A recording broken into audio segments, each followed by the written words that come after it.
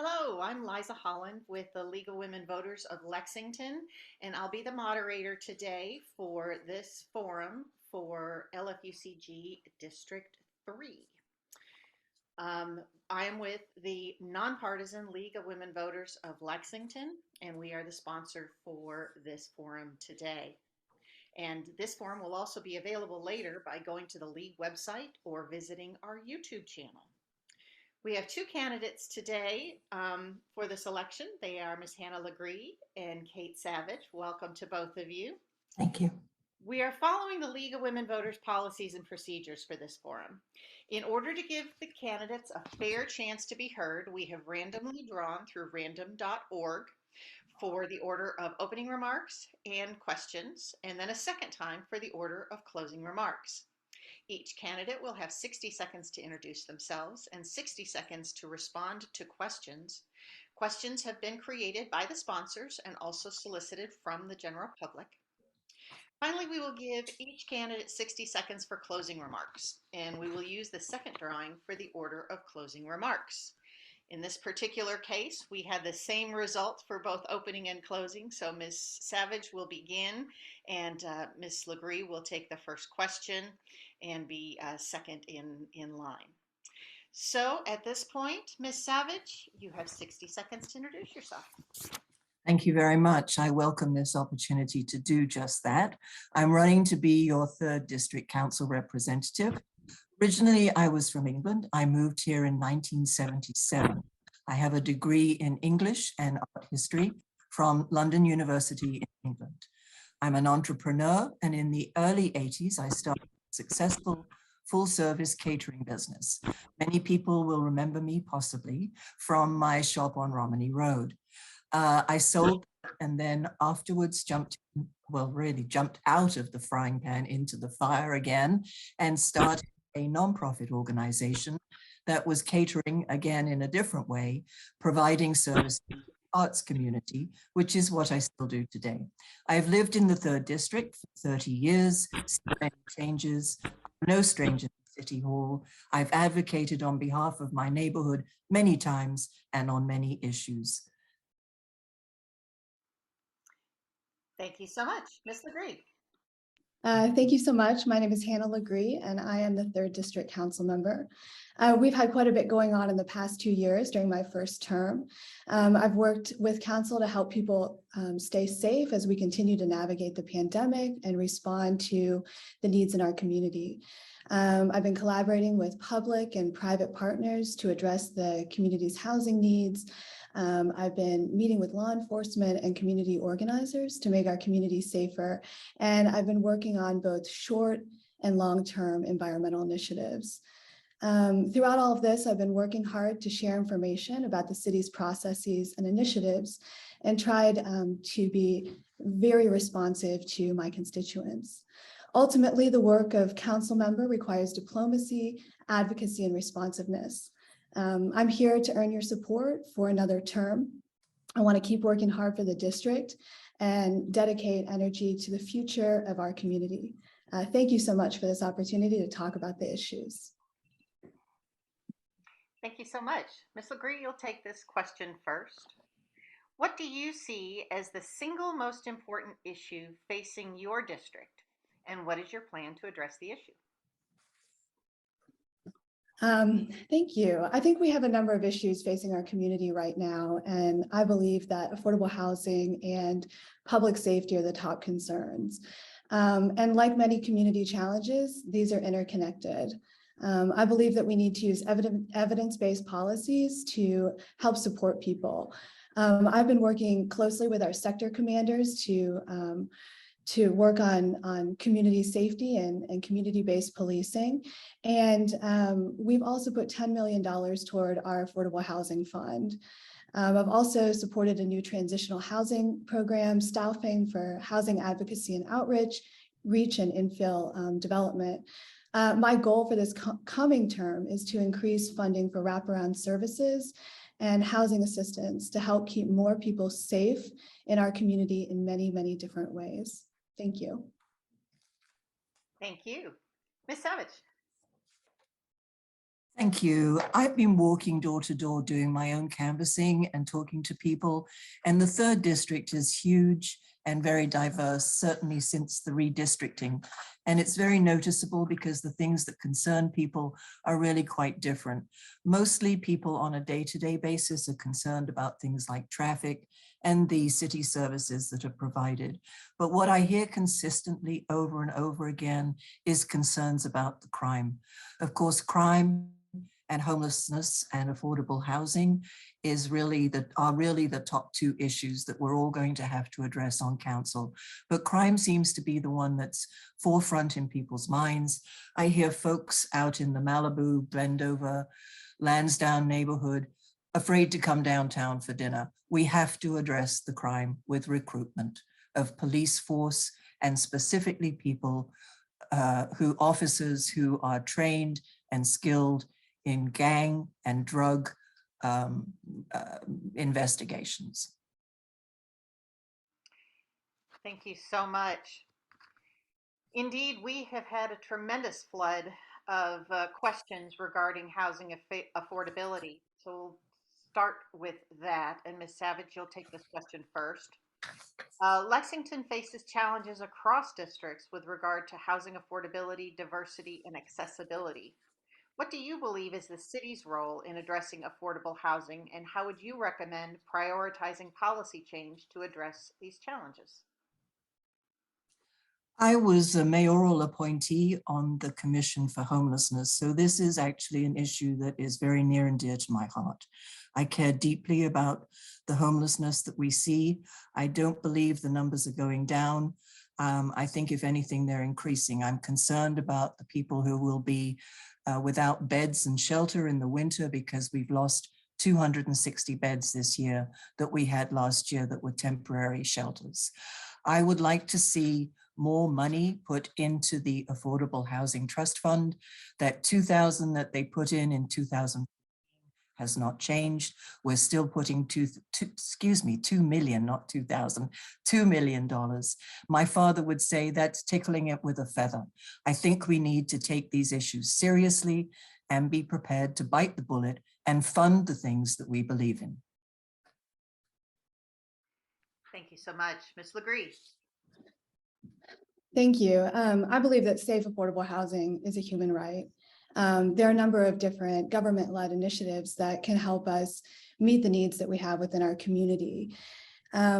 I think we can also agree that a key part of that is building more housing. This year, council actually allocated $10 million to the Affordable Housing Trust and Fund.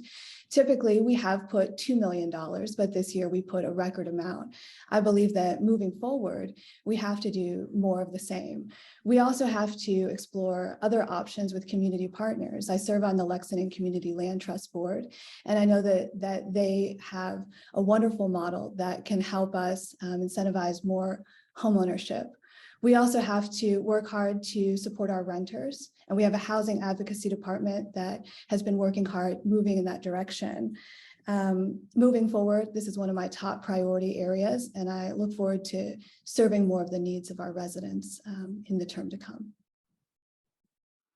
Thank you. You'll go ahead and take this question first. It's a little bit of an extension of the last one, but and this is kind of listed in multiple pieces, but I think you'll get the idea. This person would like you to comment on short-term rentals such as Airbnb. Are they appropriately regulated? And would you wish to change their regulation? If so, how?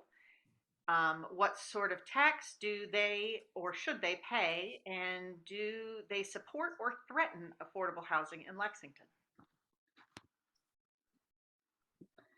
Thank you. This is a very timely question about short-term rentals. In the next couple of months, the issue of short-term rentals is going to be coming in front of the Planning and Public Safety Committee.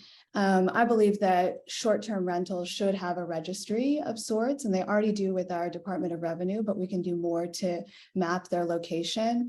I believe that we do have opportunities within that registry to to generate more income to help support other housing needs and initiatives. And I believe that the question also was about, does this help or hurt our housing stock?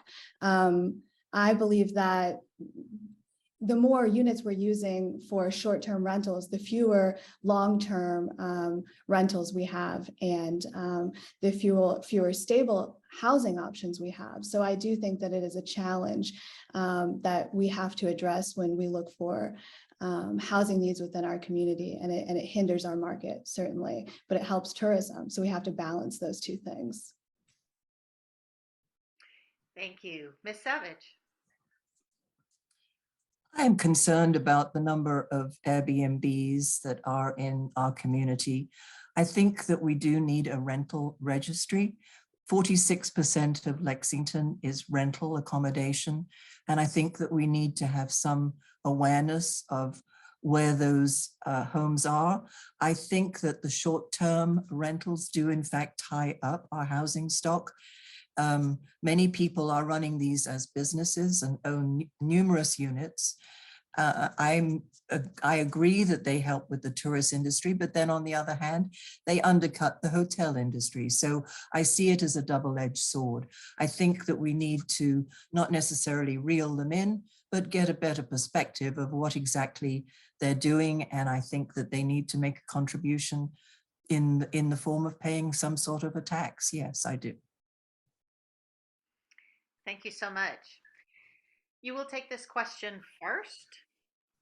In regards to public safety, recent unrest across the country and in Kentucky related to the death of Black men and women at the hands of police have led calls for change in funding for policies guiding policing. As a member of the council, what will you do to address these critical challenges? I think that we actually need to get back to some pretty basic ideals about the police. I think that we need more transparency, more accountability. But on the other hand, I think we need to build back some trust with the community. I can remember when we had clear officers that used to work with neighborhood associations, and I would like to see more community engagement with law enforcement. I'd like to see a way that we can integrate them back into our community, pay them decent money, and learn to work with them collaboratively and cooperatively. I know there's been a lot of unrest, a lot of uncertainty, but defunding the police is really, I don't think is the answer. What happens when you call 911 and you've defunded the police? That is, that's anarchy, I'm afraid. Thank you. Ms. LeGris. Thank you, Liza. I think that in 2020, we had calls for reform, and our community was responsive and has continued to be responsive to such needs. We have added citizens to our police disciplinary review process. We've added more transparency and accountability in. We also have neighborhood resource officers and community-based policing practices that we can support. We have to make sure that in all of this, we continue to support the recommendations of the Mayor's Commission on Racial Justice and Equality, and we balance community safety with equity in policing. I work, again, closely with our sector commanders and with our neighborhood resource officer to engage with our communities, and we have to continue to bring community voices into the process moving forward in the years ahead. Thank you. Thank you. I'd like to move on to transportation. Effective transportation infrastructure for all modes of travel can go a long way towards both increasing employability and offsetting housing expense of Lexington families who cannot afford to keep the average household's 1.74 cars. Lexington's Transportation Policy Committee decides on some $70 million in federal, state, local transportation spending annually, and half of the committee are council members. The question is, what are your design and funding priorities for public infrastructure to improve our transportation system? And Ms. LeGris, you'll take this first. I'm so glad to answer this question. It's something I really care about a lot. Bike and pedestrian initiatives, walkable communities, and the robust use of public transit and alternative transportation are really, really critical. I'm currently working on a complete streets policy along with other council members and officials within government to help rethink our roadways so that all people can move through our city with dignity. And I think that we have to support our public transit, and we have to continue to give funds to support bike lanes, sidewalks, and to make sure that people can move through our community in various ways and that they're not hindered if they don't have a car. The 3rd district is one of the most pedestrian and bike friendly districts, and I want to continue that work so that we can also establish changes in habits and our norms community-wide. Thank you. Ms. Savage. Yes, I also support the increase in walkability, and I live close to campus, so I see a lot more than just bike and walking folks moving around. I see scooters, I see things I don't even know what they're called. So we need to be able to accommodate, I suppose, all these different modes of transport. I feel sometimes that there are plans that haven't been thought through thoroughly, and that there's a lot of sort of knee reactions to putting in bike lanes that go nowhere or ultimately merge into traffic lanes. I would like to see a little bit more of a conscious, intentional development of our transit here in Lexington. Thank you so much. You'll go ahead and take this next question first. What are your thoughts on having a robust, trauma-informed juvenile justice system reform in Lexington and Kentucky that will be applied to all young people, regardless of race, gender, ethnicity, socioeconomic status, or offense? I believe that we need to put more money towards youth programs. I've been very impressed with what Divine Karama has been doing, and I was glad to see that the mayor increased his budget this year considerably so that it's not just a one-man band beating a single drum. He's actually got support. I think there's proof that he's making some headway. I think that the youth is where we need to cut off the cycle of crime. And I think the more we can educate and engage with the youth, give them options, give them alternatives other than going to the street crime, I'm all in favor of. And if it means engaging more in putting more money towards these programs, involving the churches as well, I think they probably are willing. We need partners, and they would make good partners. So yes, I think all people need to be treated equally, and the youth we need to concentrate on. Thank you. Ms. LeGris. Thank you. I certainly think that it's important to keep our community safe and to give our young people a sense of possibility and opportunity here. I think that we've made some really good strides working with our young people with a series of evidence-based approaches. That includes trauma-informed care, and that includes increasing our support to agencies like One Lexington, and Partners for Youth, and Safety Net, and Mental Health Court. We also have a wonderful youth jobs program, a summer youth jobs program, and I think that that type of program makes a huge difference. And that's what I'm hearing from our community members. And I think that moving forward, we have to make sure that we engage with our young people with mentoring and all different types of support with our community partners and with government led initiatives alike. That's something I care about deeply and that I want to continue to work on.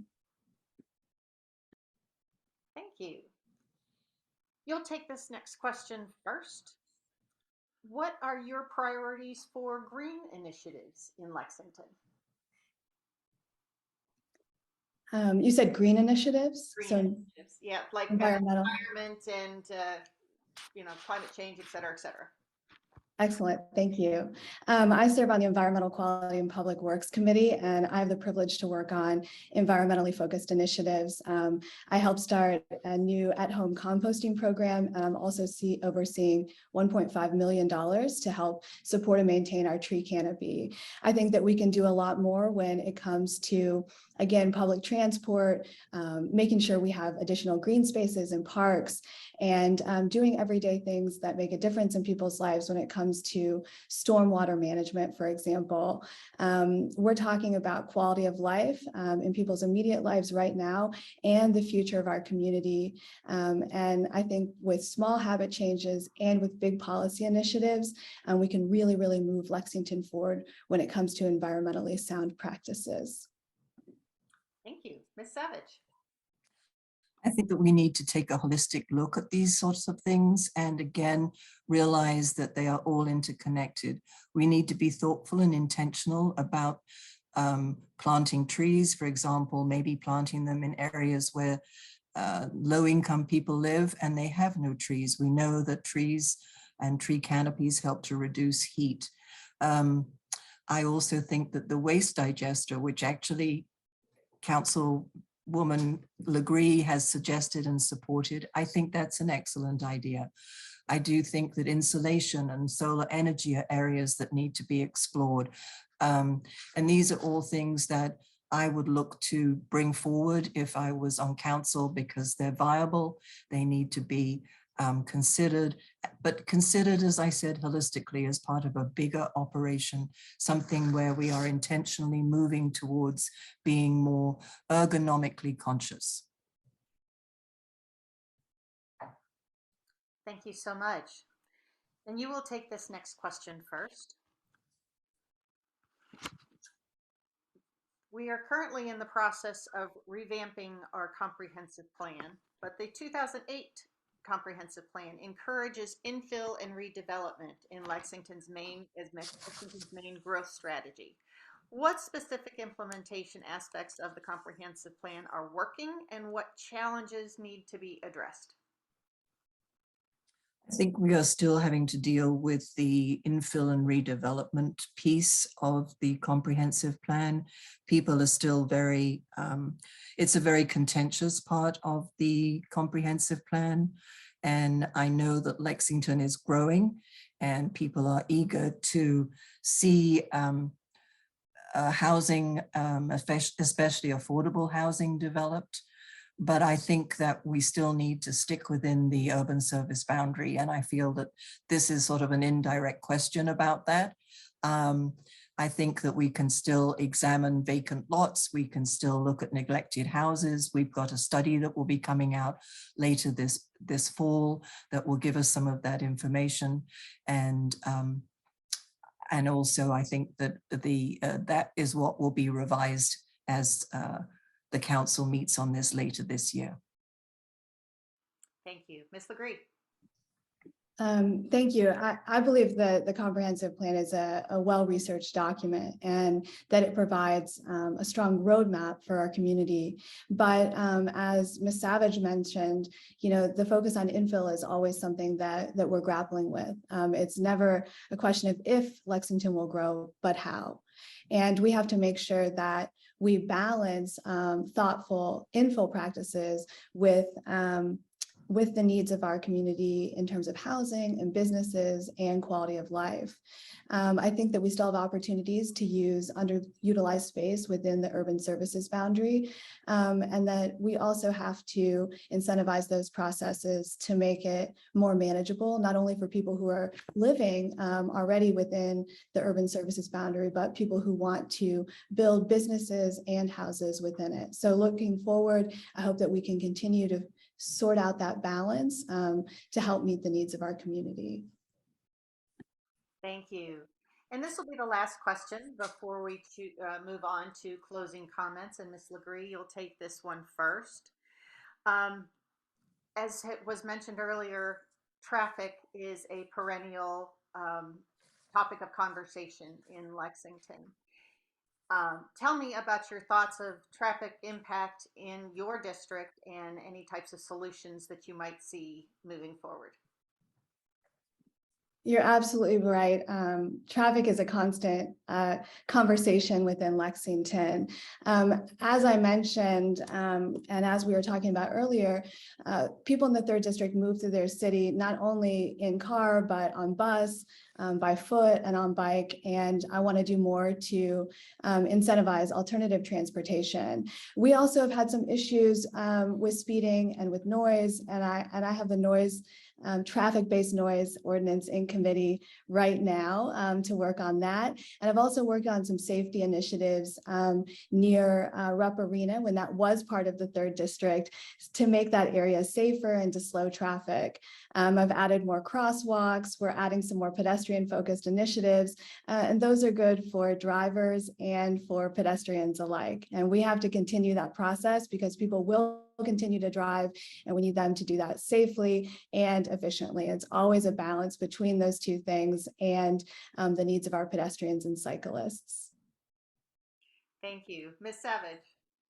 It's a ticklish question, as Councilmember LeGris has pointed out.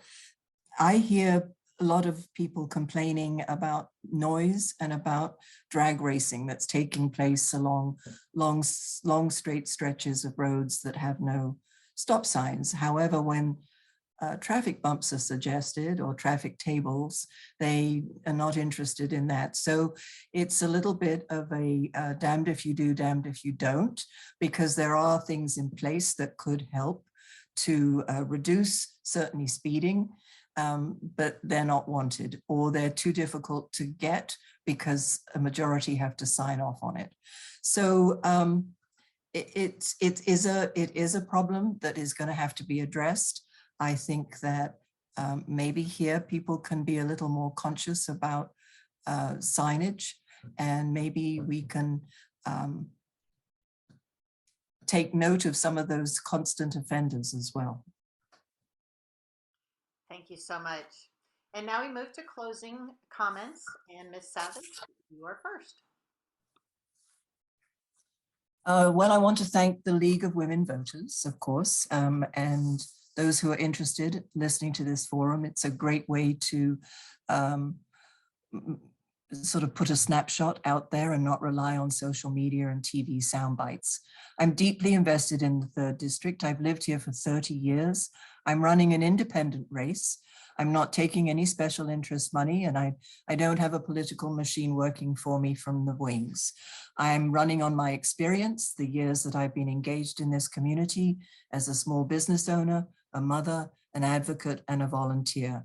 I've been on many boards. I've served, as I said, on the Commission for Homelessness. I've served on the Rape Crisis Board, also as a volunteer after hours hotline operator, reading a service for the blind, many other boards. Ask anyone who knows me and they will say, Kate's the one who gets things done. I have a website, Kate, Vote Kate for Council if you want to learn more. I ask for your vote on November the 8th. Thank you so much. And Ms. LeGris. Thank you. Thank you to the League of Women Voters for this opportunity to talk about the issues and to share ideas. As your third district council member, I want you to know that I will continue to work hard for you and to advocate for the values and the interests of our district. And I'm committed to doing so with focus and deliberation and integrity. I've been endorsed by CFAIR, by Honor Bound, by New Politics, and by community leaders like Deborah Hensley and Jim Gray. And I really do believe that together, if we're working together, we can meet the challenges of today for a better tomorrow for our entire community and for our district. If you want to learn more about me and my platform, you can visit www.hannahforcouncil.com. And I hope that I can earn your vote on November 8th. Thank you again for this opportunity. I've really enjoyed our conversation. Thank you so very much to both candidates for participating today. If you're interested in League membership, please do check out our website at lwvlexington.com. And everyone, please be sure to vote on November 8th. Make a voting plan. And you may also look for additional information from candidates at vote411.org. Thank you for joining us today.